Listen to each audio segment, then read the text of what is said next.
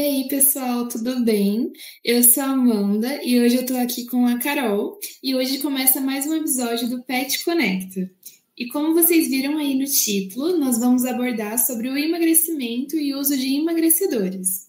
Então, será que vale de tudo para emagrecer? Até que ponto esses medicamentos eles são aliados ou inimigos da nossa saúde? Bom, e hoje nós estamos aqui com a nutricionista Mariana Santos e com o endocrinologista Rafael Vieira.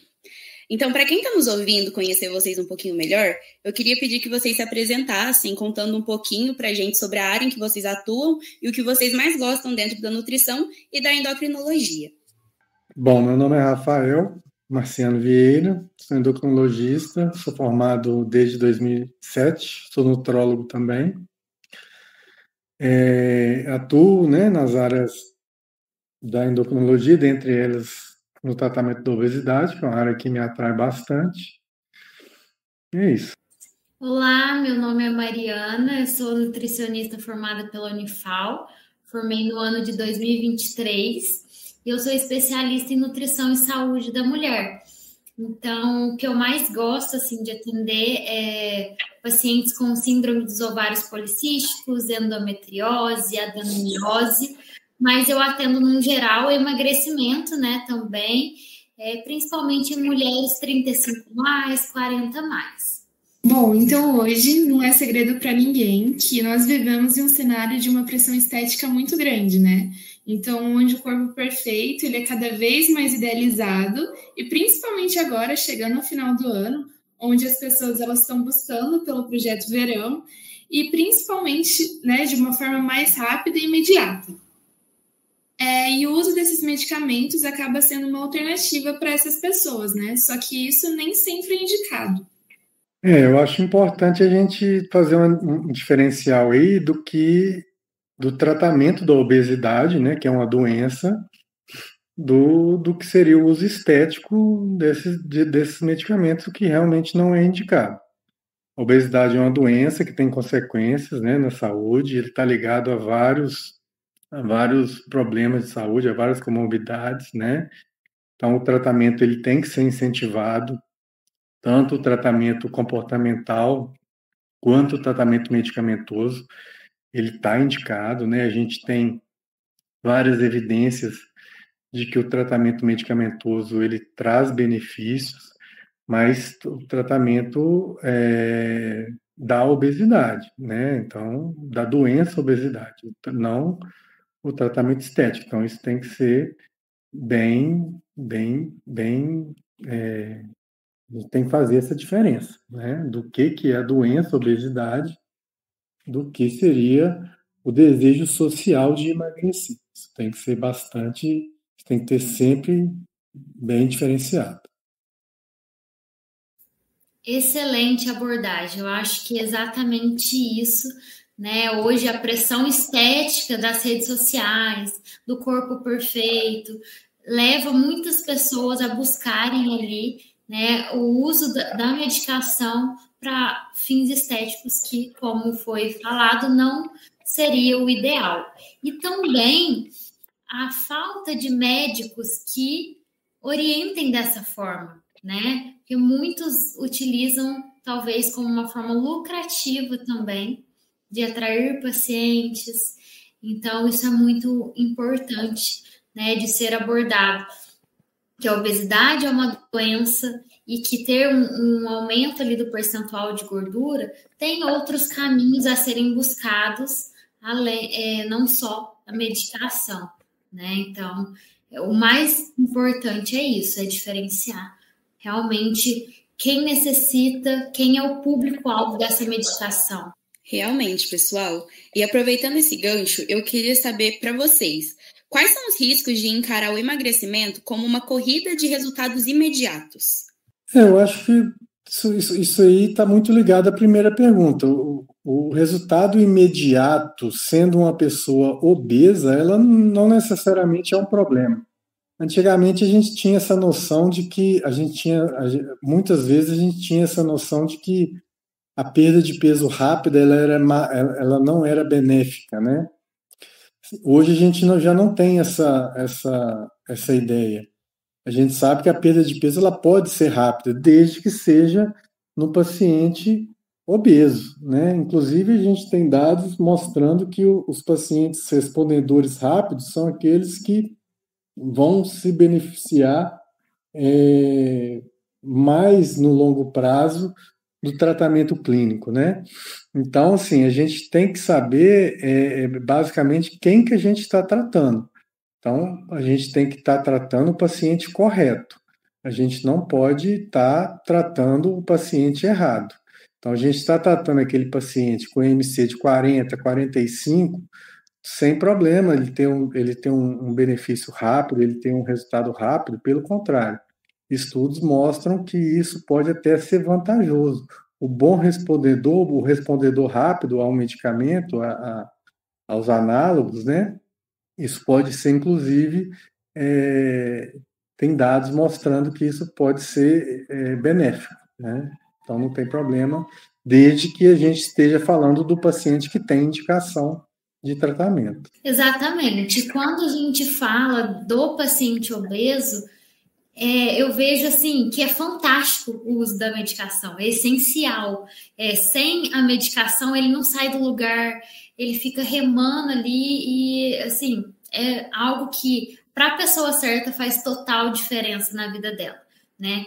Já quando a gente fala em pessoas que querem um emagrecimento para entrar num vestido da festa da fulana rápido, o que acontece é que ela não está disposta a mudar o estilo e ela quer uma solução rápida para um evento, para um momento, e ela acaba, né, ali depois do uso, vamos dizer, recreativo da medicação, ganhando peso novamente, porque não sustentou hábitos, não mudou o estilo de vida.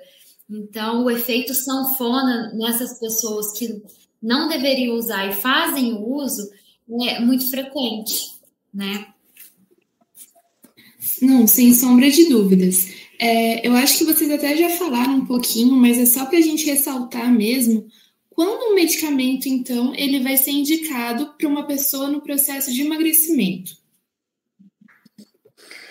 Bom, então, hoje em dia, a gente já indica o tratamento para o paciente que tem obesidade, um IMC acima de 30, ou no paciente com sobrepeso, o IMC acima de 27, com comorbidades. A gente já não espera mais o paciente, o resultado das mudanças no estilo de vida fracassarem para a gente poder iniciar o tratamento medicamentoso. A gente já inicia, já tem indicação do tratamento medicamentoso entrar conjuntamente com as mudanças de estilo de vida, com a terapia nutricional, com as orientações de atividade física, etc. Então, as indicações são nos pacientes obesos ou nos pacientes com sobrepeso acima de 120, acima de 27, com as comorbidades associadas a esse excesso de peso. Ótima explicação, Rafael. Agora eu queria saber um pouquinho sobre a Mariana. Na prática, Mariana, qual que é o papel da nutrição nesse processo? O papel da nutrição é mostrar, né, para o paciente o caminho ali de como ele consegue comer, né, de forma saudável, de forma sustentável, né? Então é o que a gente chama de reeducação alimentar ou aprender a comer de fato, porque muitas vezes a medicação tira a fome do paciente. E ele, às vezes, faz um jejum muito prolongado ou fica sem comer, acaba perdendo massa muscular. Então, o papel da nutrição é fazer com que ele perca mais gordura de forma saudável, né? E aprenda a fazer escolhas ali, mude o estilo de vida, além da alimentação, aprenda a tomar água, aprenda a fazer higiene do sono. Então, eu trabalho muito isso em consulta também, né? Mudança ali de comportamento com cada paciente para que ele consiga, de fato, sustentar um estilo de vida saudável. Então, fazer com que ele tenha, né, e carregue um estilo de vida, e não só use a medicação, alimente de forma restrita, do jeito que ele acha que deve, porque tem muitos pacientes que não procuram tratamento nutricional e acaba tendo ali uma sarcopenia, então uma perda progressiva de massa muscular, o que a nutrição vai fazer com que isso seja atenuado. Outra questão é a absorção de vitaminas, de nutrientes, né? Então é muito importante o papel da nutrição nisso, para que ele não tenha nenhuma deficiência ali nutricional. Mulherada aí, principalmente, né? Queda capilar por não ingerir quantidade adequada de proteínas, vitaminas e nutrientes. Então, o papel da nutrição seria nesse sentido. E mostrar para o paciente, né, que não tem fórmula mágica, que só a medicação sem mudança na alimentação não vai promover nenhum milagre ali, porque muitas vezes ele acha que o medicamento é o que vai fazer. Sim, o medicamento é importante, mas é algo multifatorial, né? Muitas vezes também requer, além da atividade física, uma terapia psicológica para mudança de comportamento. Então, isso também é bem importante de mostrar a abordagem multidisciplinar para o paciente. Também a nutrição é importante, também para saber lidar com os efeitos colaterais, né? Que constipação, diarreia, náusea, também tem essa parte também. Com certeza, né? Acho que os dois caminhos, as duas alternativas aí caminham sempre juntas. E, Rafael, agora mais uma dúvida. Se uma pessoa que não se encaixa nesses critérios que você mencionou, quais são os principais riscos do uso inadequado dessas substâncias? É que ela vai lidar com os efeitos colaterais, né? Ela vai lidar com a parte ruim da medicação, né? Ela vai ter uma perda de massa magra, que quando ela for recuperar o peso, porque essa paciente que vai querer perder 3, 4, 5 quilos para encaixar no vestido, ela não vai usar esse medicamento para sempre, porque qual que é a lógica? A lógica é a gente usar um medicamento para obesidade e usar esse medicamento a longo prazo. É o mesmo raciocínio que a gente usa num paciente diabético hipertenso. A gente não vai usar esse medicamento para 1, 2, 3, 4, 5 meses.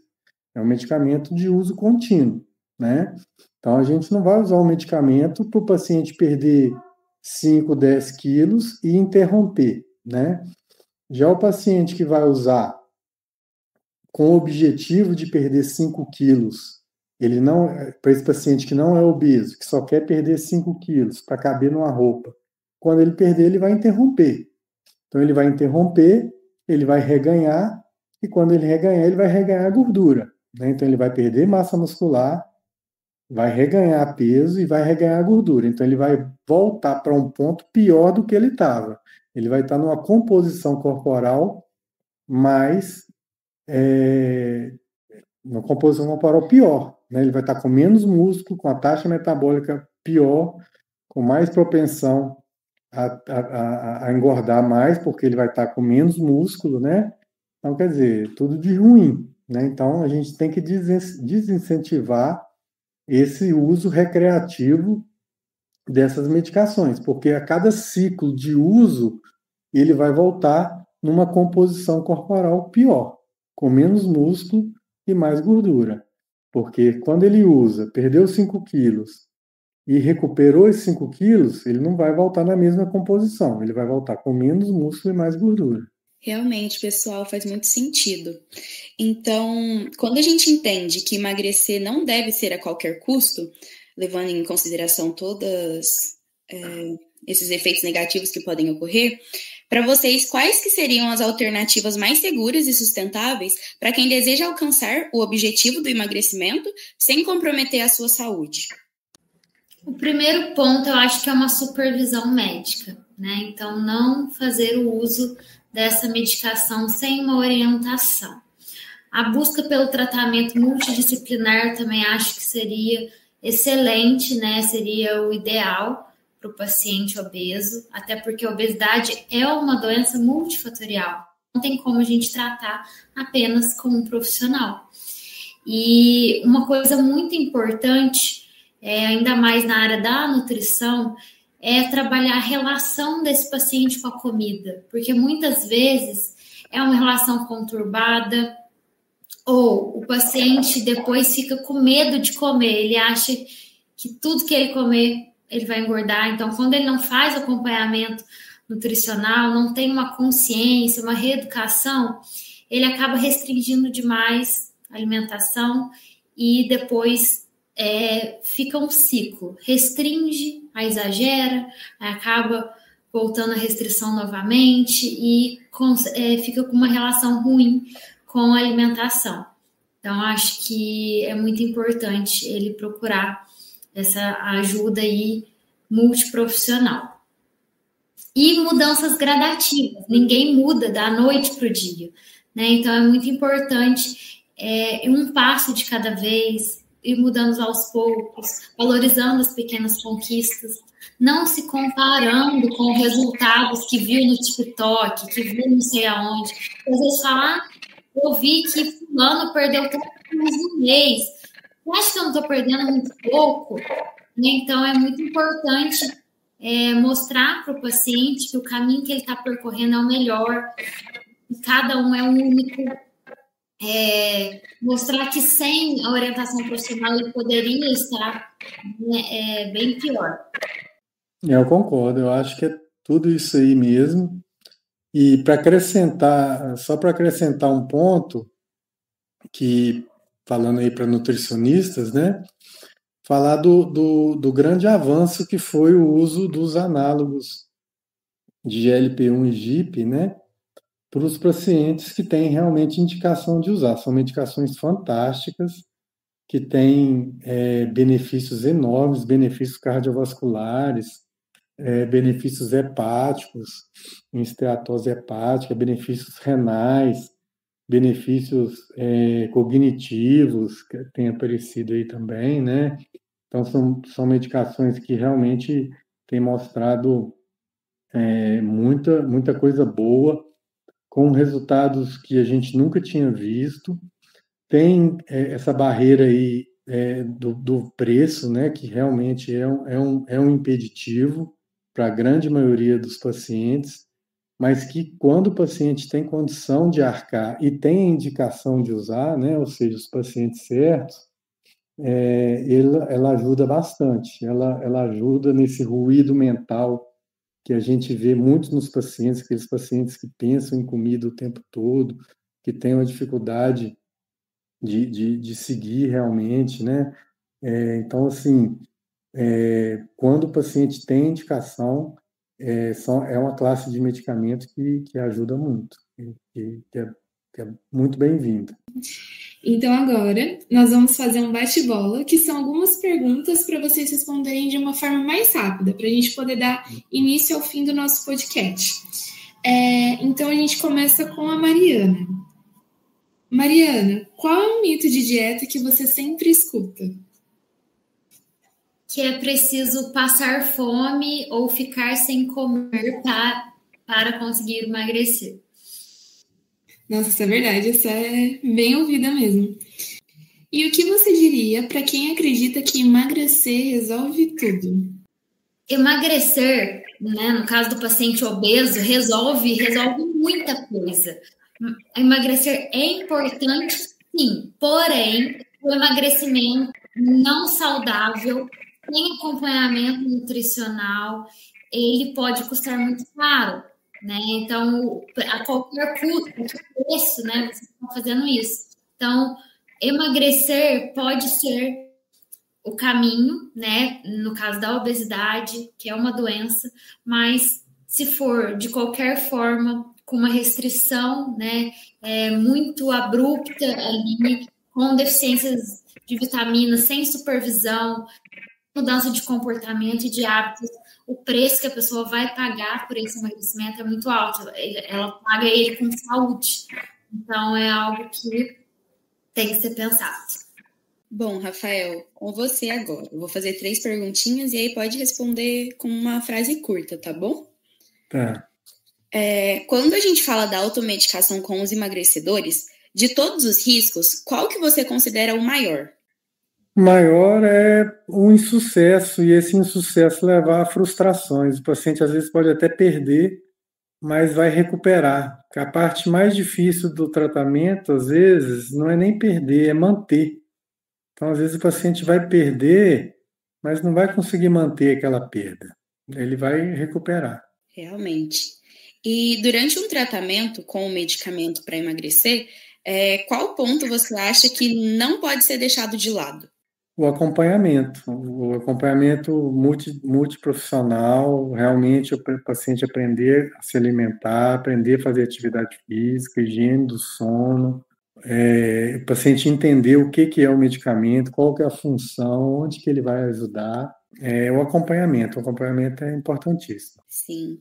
E, por fim, se você tivesse que resumir em uma palavra o que deve guiar a prática médica no emagrecimento, qual palavra seria? Eu acho que ética. Hoje em dia a gente está vendo muita coisa aí muito, muito estranha, muita coisa que não é baseada em ciência, muita coisa. É muita picaretagem mesmo, né? Que a palavra seria essa, né? Muita coisa esquisita aí. Esse mercado de obesidade, quando vocês se formarem, vocês vão ver que ele movimenta muito dinheiro. Então, onde tem dinheiro, tem gente atrás. Então, tem de tudo. Então, tem que tomar cuidado para vocês sempre estarem seguindo a ética, serem éticos, para não embarcarem em furada. Com certeza, sem sombra de dúvidas. Então, agora, a gente caminha para o final do nosso episódio. Eu gostaria de agradecer a presença do Rafael, a presença da Mariana. Foi muito importante a gente poder perceber quais são os papéis desses medicamentos, para quem ele pode ser indicado, né? Que ele sim é indicado para pessoas em critérios específicos, mas não para qualquer pessoa, e ainda os riscos para quem usa de uma forma indiscriminada, né? Realmente foi um bate-papo incrível. O PET ele agradece de coração a vocês pela presença, pela disponibilidade e por dividirem tanto o conhecimento de uma forma clara e acessível. Eu tenho certeza que os nossos ouvintes eles vão sair desse episódio com muito mais informações de qualidade. Obrigada, viu, pessoal? E se vocês quiserem e puderem falar as redes sociais de vocês para que eles possam seguir vocês depois no Instagram. Eu que agradeço o convite, foi um prazer participar aqui. E o meu @ do Instagram é marianasantos.nutri. Eu também agradeço a oportunidade. E o meu é Dr. Rafael Marciano. Então fica aí a reflexão de cuidado em relação ao emagrecimento. Se você busca um processo de emagrecimento, né, é importante a gente ressaltar a procura de um profissional para você ver qual vai ser a medida mais indicada para você. Então esse foi mais um episódio do PET Conecta, onde a nutrição e o conhecimento eles sempre caminham juntos. Até o próximo episódio.